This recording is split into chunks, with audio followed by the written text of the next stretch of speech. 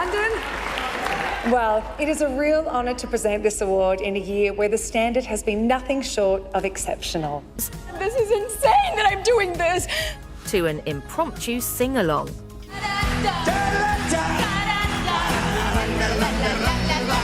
And even a little unexpected wizardry. Wingardium Leviosa.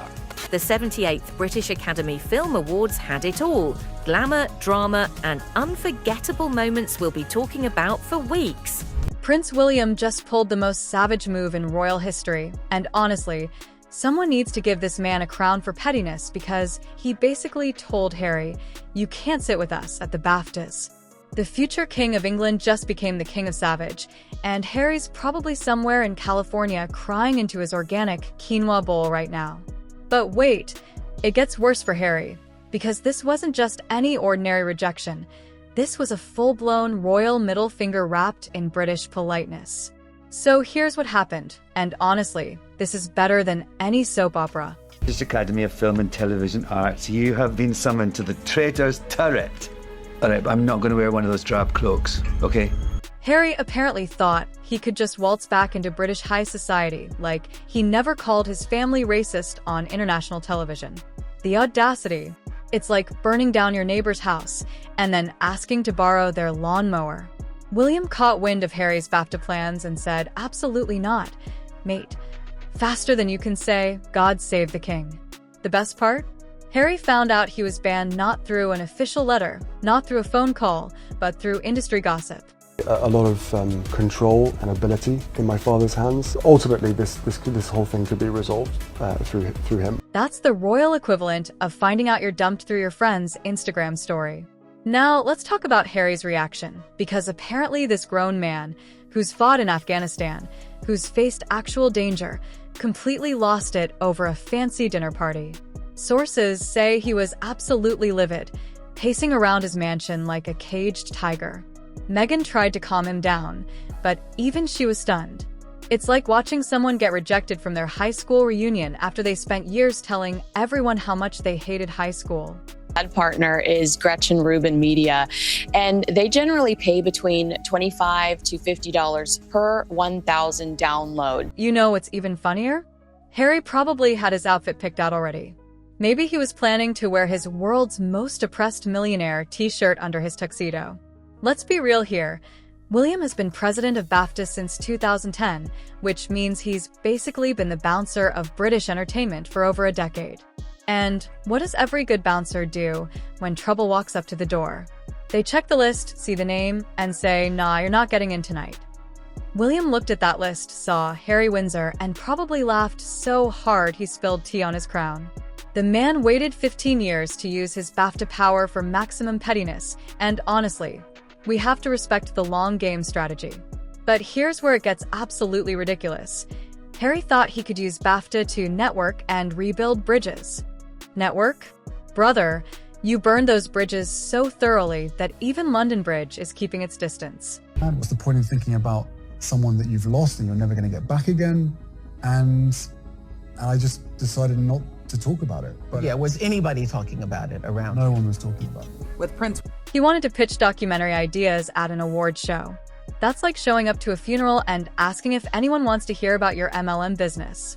The entertainment industry sources quietly told everyone Harry's out, like they were planning a surprise party, except the surprise was that Harry wasn't invited to his own comeback.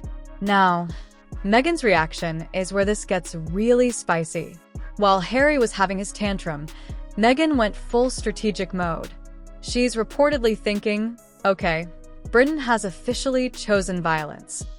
She's probably already planning their next Netflix series, How to Lose a Kingdom in 10 Days, or The Royal Family, Origins of a Villain. But the real kicker? Meghan's team had already started planning outfits and PR angles for BAFTA. They were probably designing her, "I'm definitely not bitter about leaving the royal family" dress when the rug got pulled from under them. The funniest part about this whole situation is that Harry genuinely believed he could have his cake and eat it too. He wanted to expose all the royal family secrets, call them out for alleged racism, write a tell-all book, and then still get invited to their fancy parties. That's like giving your boss a detailed PowerPoint presentation about why they suck and then expecting a promotion. William basically said, "You want to be independent? Cool. Stay independent. Over there. Far away from our cameras." Let's talk about the optics here, because this is where it gets really brutal for Harry. The man who once was the spare to the throne is now apparently spare to everyone. He's finding out that Hollywood red carpets don't roll out the same way as royal ones, especially when your own brother is holding the VIP list. The tabloids are having a field day with headlines like "From Palace to Persona non grata," and honestly, they're not wrong. Harry went from being the cheeky prince everyone loved to being the family member everyone avoids at Christmas dinner. But wait, there's more. King Charles, who everyone thought might play peacemaker, is apparently staying out of this one. Even Dad is like, "William's got this handled." That's when you know you've really messed up, when your own father won't even pretend to take your side in the family group chat. Charles is dealing with his own health issues and probably thinking, "I've got cancer and a country to run. I don't have time for this sibling drama." The entertainment industry is quietly celebrating this decision because, let's face it, every time Harry shows up somewhere, the entire event becomes about him. Award shows are supposed to celebrate artists, not become therapy sessions for displaced royals. William saved BAFTA from becoming the Harry and Meghan show, featuring some British actors. Event planners everywhere are probably taking notes. How to avoid your award show becoming a royal intervention. Here's what's really happening behind the scenes. Harry's American dream is starting to crack. The Spotify deal flopped, Netflix is lukewarm, and now even British events are saying thanks, but no thanks. He's like that friend who moved to another city, talked trash about everyone, and then gets upset when nobody wants to hang out during their visit home. The stepping back, not away, narrative is looking more like stepping away, far away, please don't call us, we'll call you. The best part? Sources say Harry was deeply reflective after the snub, which is PR speak for having a complete meltdown in his organic garden. Meghan's probably Googling how to start a new life after your husband gets disowned by an entire country at 3 a.m. They're both probably rage scrolling through British news websites while eating ice cream and plotting their revenge documentary series. William, meanwhile, is out here playing 4D chess while Harry's still trying to figure out checkers. The future king didn't need to make a public statement or throw a tantrum. He just quietly made one phone call and ended Harry's BAFTA dreams forever. That's power you can't buy, steal, or Netflix your way into. William's probably at home right now, sipping tea and thinking, checkmate, little brother. So, what's next for the Sussex brand?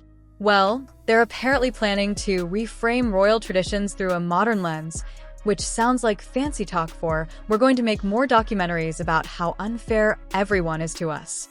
At this point, their whole brand is basically professional victims with really nice houses. They're like that couple who gets divorced and then makes their entire personality about how terrible their ex is. The reality is that Harry's at a crossroads, and not the fun kind with a guitar and a campfire. He can either humble himself and start rebuilding quietly, or he can go full nuclear and burn whatever bridges are left. But here's the thing, when you've already called your family racist on Oprah, what's left in the nuclear arsenal? Maybe he'll write Spare 2, Electric Boogaloo, or start a podcast called Keeping Up with the Windsors. The funniest part about this whole saga is that BAFTA 2025 will probably go down as one of the smoothest, drama-free events in recent memory, and it's all because one brother said, "Not today, Harry." William accidentally discovered the secret to successful award shows. Don't invite the people who make everything about themselves. Other event organizers are probably taking notes. Step 1, check guest list. Step 2, remove chaos agents. Step 3, profit. At the end of the day, this BAFTA ban isn't just about one award show. It's about Harry learning that actions have consequences, even when you're a prince. He spent years throwing stones at the royal family from his glass house in California, and now he's surprised that nobody wants to invite him to the neighborhood barbecue. William basically said, "You wanted independence? Congratulations, you're independent from our invite list too." The moral of the story? You can't have your royal cake and eat it too. Harry wanted all the perks of being royal without any of the responsibilities, and William just reminded him that membership has its privileges, and losing your membership has its consequences. Now Harry's learning that being a rebel prince sounds cool in theory, but in practice, it just means you're eating dinner alone while your brother hands out awards on national television. So there you have it. The most savage royal rejection in modern history, served with a side of British politeness and a large helping of "I told you so." Harry got exactly what he asked for: complete independence from the royal family. The only problem? He forgot that independence means you don't get invited to the family parties anymore. William didn't just uninvite Harry from BAFTA, he uninvited him from relevance, and honestly, that might be the most royal thing he's ever done.